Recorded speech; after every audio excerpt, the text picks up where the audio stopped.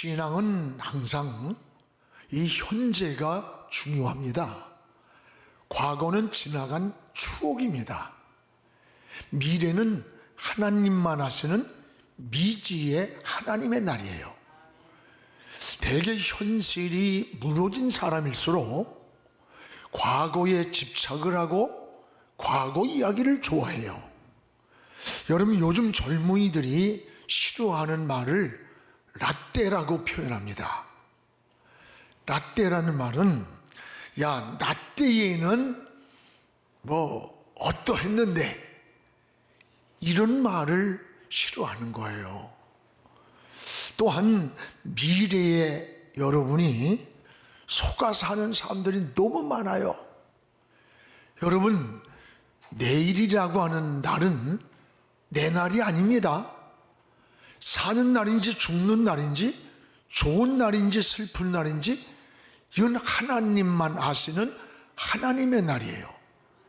내일이면 무슨 횡재수가 생기는 것처럼 내일 하면서 오늘 할 일을 미루는데 그 가장 어리석은 사람입니다.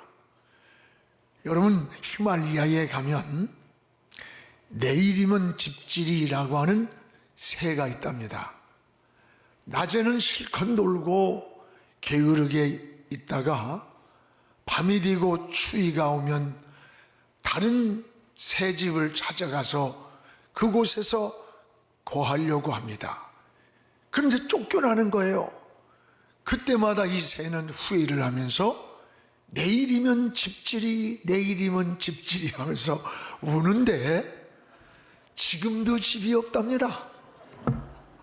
여러분, 내일로 인생을 미루지 마십시오. 앞으로 여러분 나타날 결과는 이걸 미래라고 그래요. 그리고 우리가 살아가는 이 과정은 현재가 되는 거예요. 하나님은 과거나 저 미래에 대해서 책임을 묻지 않습니다. 오늘 우리의 신앙은 현재가 중요한 거예요. 하나님은 현재를 묻고 있는 거예요. 우리 신앙생활이 나 과거에 기도 많이 했어. 옛날에 충성을 많이 했는데 그런데 지금은 어때? 근데 지금은 어떻게 살고 있느냐? 신앙은 항상 현재가 중요한 거예요. 그래서 신앙은 항상 현재 진행형으로 돼 있어요. 여러분, 빌립보 3장 성경에 보면 13, 14절에 이런 말씀이 있습니다. 우리 같이 한번 읽어봅시다. 형제들아, 나는 아직 내가 잡은 줄로 여기지 아니하고 오직 한 일, 즉 뒤에 있는 것은 잊어버리고 앞에 있는 것을 잡으려고 표대를 향하여 그리스도 예수 안에서 하나님의 위에서 부르신 부름의 상을 위하여 달려가노라. 바울은 자신의 인생을 완성으로 보지 않았습니다. 지금도 나는 쫓아가고 있다, 달려가고 있다 그랬어요. 인생은 하나님 앞에 서는 그 시간까지 우리는 미완성입니다. 그리고 현재 완료된 것이 아니라 진행형으로 되어 있는 거예요. 우리는 결산을 바라보고 달려가야 돼요. 인생의 결산 때까지 중단 없이 달려가는 것이 신앙입니다. 그래서 신앙은 중단 없는 사역이 되어야 되는 거예요. 오늘 말씀은 모진 고난과 환난과 핍박 속에서도 사도 바울은 이 복음에 대한 열정, 이게 식질 않았어요. 그래서 사명이 흔들리지를 않았습니다. 오히려 환난이 다가오고 핍박이 다가올 때 더 멀리 복음을 전하는 모습을 볼 수가 있어요. 바울은 달려가는 목표가 분명했습니다. 여러분도 인생의 목표가 분명한가 한번 돌아보십시오. 여러분, 목표를 향해서 전진해야 됩니다. 오늘 바울의 목표는 뭐냐? 오직 예수 그리스도라고 하는 거예요. 예수 그리스도를 향해 달려간다는 겁니다. 오늘 19절에 보면 그리스도를 위해서 목숨을 걸고 사는 것을 볼 수가 있어요. 우리 19절을 같이 읽어보겠습니다. 유대인들이 안디옥과 이고니온에서 와서 무리를 충동하니 그들이 돌로 바울을 쳐서 죽은 줄로 알고 시외로 끌어다가 내치니라. 바울을 돌로 때려서 피투성이가 되었어요. 그런 쓰러질 때 죽은 줄 알고 성 밖으로 끌어다 버린 거예요.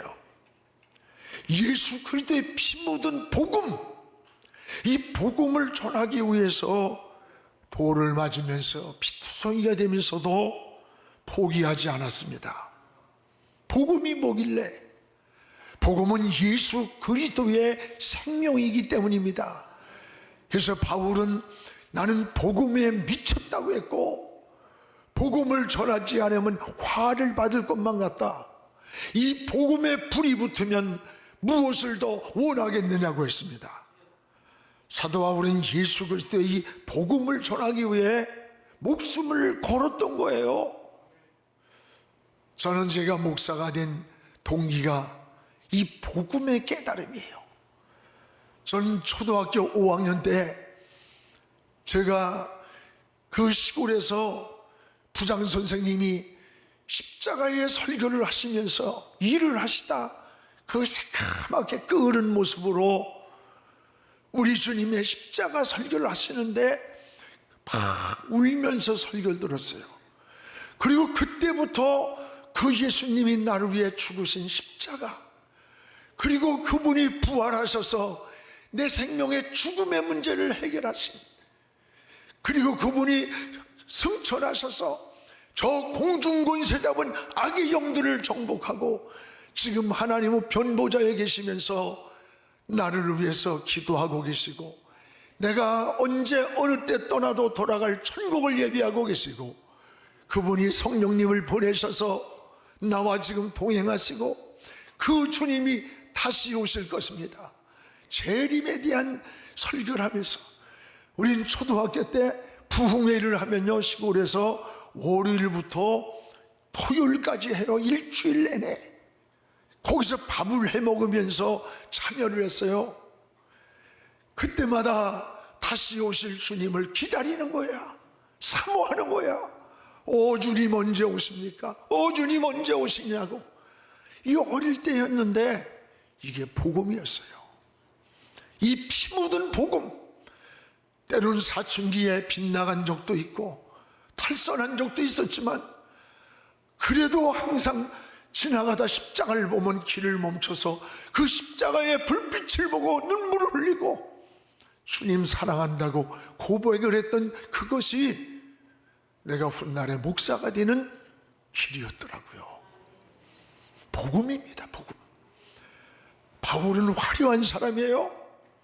가마리알 문화생, 오늘날의 하버드 정도의 출신이에요. 여러분, 바울은 율법학자예요. 판결권을 가졌고 로마의 시민권자였고 누구에게도 자랑할 수 있는 당당하고 권력과 모든 것을 가진 사람이에요. 그러나 이 복음, 십자가의 피 묻은 복음을 깨달은 이후 바울은 모든 것을 배설물로 여긴다고 고백하면서 그 돌에 맞아 피투성이가 되면서도 오늘 말씀에 난 복음에 미쳤다, 이 복음을 전하지 않으면 화를 받을 것만 같다. 여러분, 이게 은혜입니다. 이것 때문에 주의 일을 하는 거고, 이것 때문에 목사가 되고, 이것 때문에 장로가 되고, 이것 때문에 주의 영광을 위해 희생을 하고 선교지로 달려가는 거예요. 이 복음의 은혜입니다. 바울은 예수 그리스도의 복음을 위해 목숨을 걸었던 거예요. 여러분, 가장 무서운 사람이 누군 줄 알아요? 싸우려고 덤벼드는 사람은 싸울 수 있어요. 그러나 저 상대가 죽으려고 덤비는 사람하고는 싸우지를 않는답니다. 그래서 검객의 고수도요, 그 상대의 눈빛을 딱 보는데 저 사람이 싸우려는 사람이 아니라 죽으려고 덤벼드는 것 같은 모습이 보이면 포기를 한답니다. 싸우지 않고. 오늘 바울은 복음을 위해 목숨을 내놨어요. 목숨을 내놓고 죽음도 두려워하지 않는 사람이 뭘 두려워하겠어요? 저는 목회도 여러분 하나님 앞에 목숨 걸고 내가 주님 전하다가 이곳에 죽으리라고 하는 그런 생명을 걸면 하나님의 책임을 지더라고. 신앙생활도 마찬가지예요. 목숨 걸고 하나님 편에 서면요, 하나님이 보호해주고 하나님 손길이 나타나고 하나님의 인도를 경험하게 되는 거예요. 그래서 사랑하는 성도 여러분, 우리의 신앙을 다시 한번 돌아보세요. 바울은 이렇게 고백합니다. 로마서 14장 8절에 우리가 살아도 주를 위하여 살고 죽어도 주를 위해 죽나니 그러므로 내가 사나 죽으나 나는 주의 것입니다. 하나님의 소유라는 고백이에요. 그렇습니다. 저는 불행한 사람이 누구냐?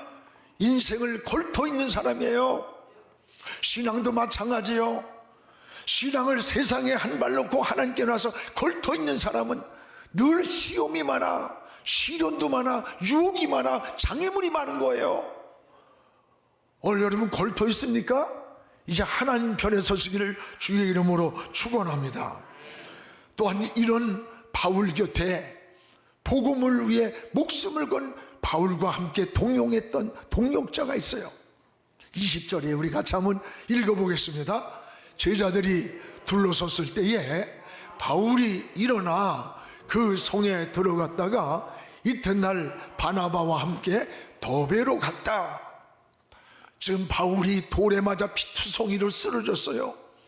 죽은 줄 알고 성 밖으로 끌어내는 그 처철한 그 고난과 시련의 그 속에서도 그 곁을 떠나지 않고 그 바울을 지키고 바울과 함께 했던 동역자가 있어요. 그게 누구냐? 바로 바나바입니다. 저는 바울과 바나바의 사역은 기독교 선교 사역에 가장 큰 영향력을 끼친 협력자라고 깨닫습니다. 저는 바울보다 더 인격적이고 훌륭한 사람이 바나바라고 생각을 해요. 오늘 바울이 바나바를 만나지 못했다면 이토록 주의 일을 많이 못했을 것이에요. 바나바는 항상 바울을 주연으로 세웠어요. 그리고 자신은 조연의 역할을 했습니다. 여러분, 무대에는 주연만 서는 거예요. 그러나 조연의 역할을 잘해야 그 주연이 빛이 나게 되는 거예요. 오늘 바나바가 바울을 사람들에게 소개를 하는 거예요. 또 안내를 해주고 인도를 해준 굉장히 좋은 그 협력자로서의 조연의 역할을 잘했던 게 바로 바나바예요. 하나님의 일을 하는데 이런 좋은 동역자를 만난다는 게 얼마나 큰 축복인 줄 압니까? 성경의 다윗과 요나단의 만남이 이게 얼마나 큰 은혜냐? 우린 다윗에 대해서 굉장하게 설교하고 하지만 요나단이 없었다면 다윗이 있었을까? 요나단은 사울 왕의 아들로 왕권의 상속자예요. 그럼에도 불구하고 하나님이 다윗을 사랑하고 있는 것을 요나단은 알았어요. 다윗을 살리기 위해 아버지의 마음을 다 살펴본 후에 다윗이 도망갈 수 있도록 피할 길을 열어주면서 눈물로 헤어지는 모습을 보게 됩니다. 이런 요나단이 없었다면 오늘의 다윗의 모습이 보이지 않았을 거예요. 여러분은 인생을 살아가면서 여러분이 정말 실패하고 넘어지고 인생이 무너져 갈 때에도 난 내 곁에 나와 함께할 친구가 있다. 그 사람이 과연 몇 명이나 있는가? 한번 깊이 돌아보시기를 바랍니다. 오늘 사랑하는 여러분, 여러분 곁에 정말 내가 힘들 때 나에게 아무 유익을 찾을 수 없는 그 시간이 내게 모습일지라도 나와 함께 할 수 있는 동역자가 그런 친구가 여러분 있어요? 몇 명쯤 될까요? 생각납니까? 우리는 사업을 하든 정치를 하든 서로 붙잡아주는 사람, 서로 기도해주는 이 동역자가 있다는 것은 굉장한 은혜고 축복이에요. 그래서 남녀의 만남, 이웃의 만남, 환자가 의사를 만나는 거, 직장에서 상사 동료를 만나는 거, 모두가 하나님의 은혜고 축복이라고 말하는 거예요. 좋은 만남을 위해서 여러분 늘 기도하시기를 축복합니다. 오늘 바울과 바나바처럼 여러분도 좋은 동역자들의 만남이 여러분의 삶의 현장에 많이 있기를 주의 이름으로 축원합니다. 또한 바울은 가는 곳마다 이 제자 삼는 사역을 멈추지 않았어요. 21절입니다. 우리 같이 읽어보겠습니다.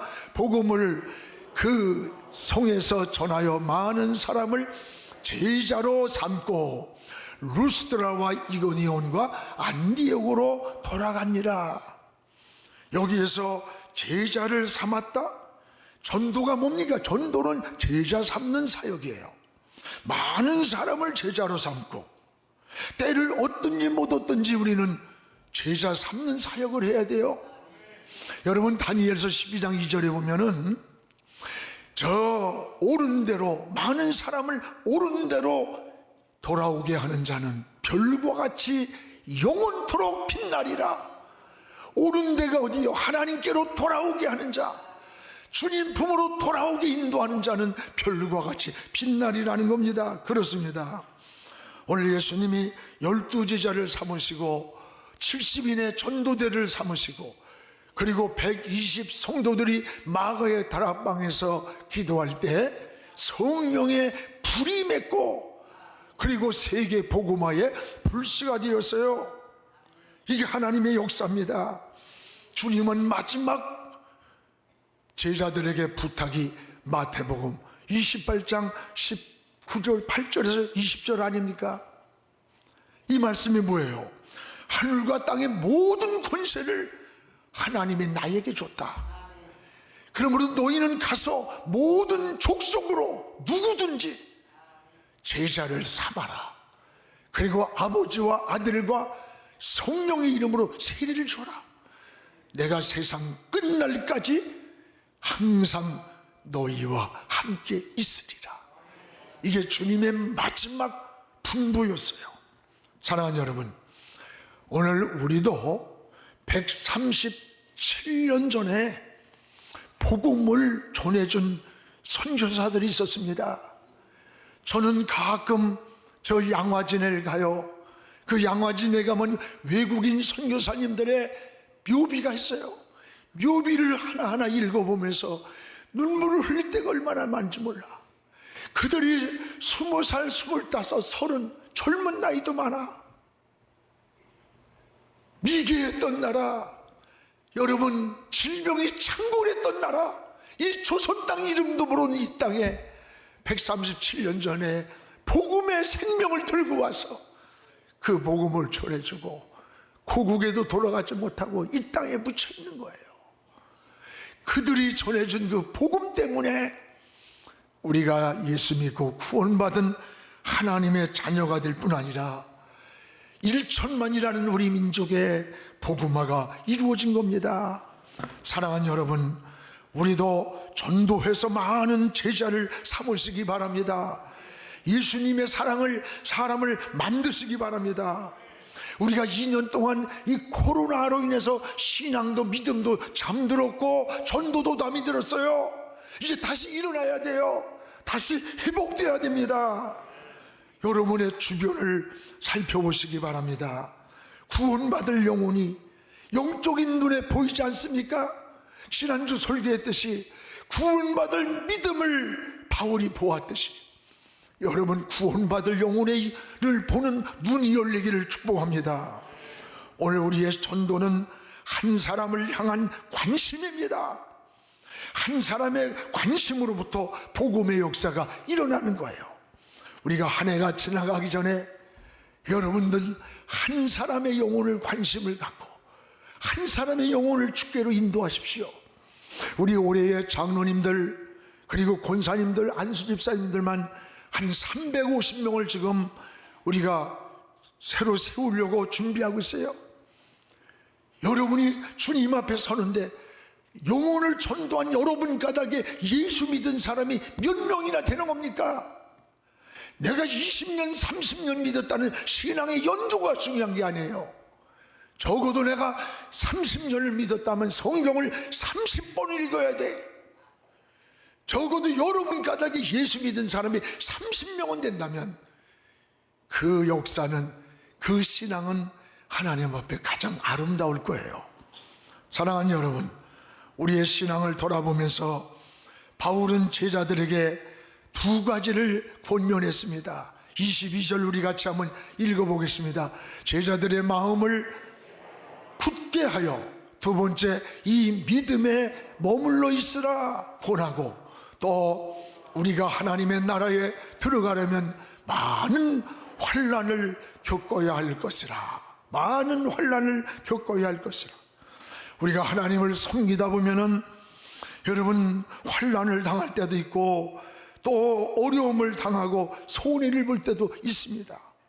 이럴 때 성도는 넓은 길로 가는 것이 아니라 좁은 길로 가는 거예요. 쉬운 길을 택하는 것이 아니라 믿음의 길을 택해가는 게 이게 그리스도인의 가는 길입니다. 사랑하는 여러분, 바울은 제자를 삼으며 제자들에게 두 가지를 말합니다. 너희들 마음을 굳게 하라, 굳게 하라. 여기 굳게 하라는 말은 마음이 흔들리지 않는 의지를 가지라는 거예요. 흔들리지 않는, 뭐든지 흔들리면 무너집니다. 흔들리지 않는 마음이 필요해요. 신앙도 흔들리지 않아야 합니다. 원수 마귀는 자꾸 여러분의 신앙을 지금 흔들고 있는 거예요. 에덴 동산에서 하와를 유혹해서 선악과를 따먹도록 마음을 흔들어 놓은 거예요. 유다의 마음을 물욕으로 흔들어서 예수님을 팔아버리게 만들고, 삼손의 마음을 정욕으로 흔들어서 나세린의 축복을 무너뜨린 거예요. 사람은 누구나 약한 게 있어요. 저에게도 있고 여러분에게도 있습니다. 어떤 이는 물욕에 약하고, 어떤 이는 이성에 약하고, 어떤 이는 감정에 약하고, 어떤 이는 의지에 약해요. 오늘 나의 약한 곳이 어딘가를 돌아보시기 바랍니다.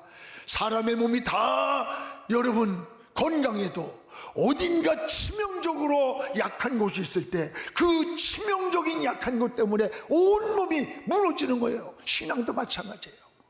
나의 약한 곳이 어딘가 돌아보세요. 오늘도 신앙이 흔들리지 않도록 여러분의 마음을 굳게 하시기를 주의 이름으로 축원합니다. 또 하나는 제자들에게 너희가 믿음에 머물러 있어야 한다고 권면합니다. 믿음에 머물러 있어야 한다는 말은 믿음 안에서 살아야 한다는 뜻이에요.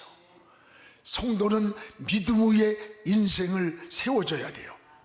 이것이 신앙이고 지혜입니다. 많은 성도들이 중도에 무너지는 것이 믿음 위에 기초를 두지 않기 때문에 그래요. 신앙의 기초가 뭐예요? 믿음입니다.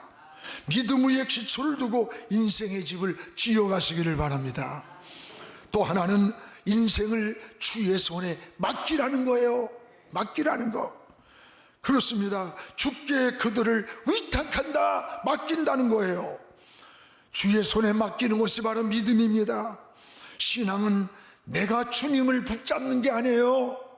주님이 나를 붙잡아 주시는 거예요. 내가 하나님을 찾아가는 게 아니에요. 하나님이 나를 찾아오시는 거예요. 여러분, 갈릴리에서 제자들이 두려움과 불안에 떨고 있을 때 제자들을 주님이 찾아오셨어. 부활하신 주님이. 그리고 너희에게 평안하라고 위로해 줬어요. 오늘도 여러분, 주님이 우리를 찾아오십니다. 때론 지치고 힘들고 넘어지고 쓰러질 때가 있어요. 나 혼자만 것 같지만 아닙니다. 그 풍랑과 파도를 타고 우리 주님은 여러분을 찾아오십니다. 여러분이 주님을 붙잡고 막 몸부림치는 것 같지만 내가 주님을 잡으면 지칠 때, 힘들 때 놓치는 거예요. 주님이 나를 붙잡아 주셔야 돼. 주님 나를 잡아주세요. 주님 손이 우리 가정을, 우리 사업을, 우리 자녀들을 붙잡아 주세요. 내가 주님을 찾아가는 지식이 아니에요. 신앙은 알고 믿는 게 아니에요. 믿고 나니까 알아지는 거예요. 그래서 내가 주님 하나님을 찾아가는 게 아니라 하나님이 나를 찾아오시는 거예요. 할렐루야. 사랑하는 여러분, 상처나고 지치고 낙심하고 때로는 외롭고 실패할 때에도 오늘도 보이지 않는 하나님이 여러분을 찾아오십니다. 그리고 여러분의 인생을 주님 손에 맡기길 원하십니다. 내가 잡으면 놓치겠사오니 주님 내 인생을 꼭 잡아주세요. 기도하겠습니다.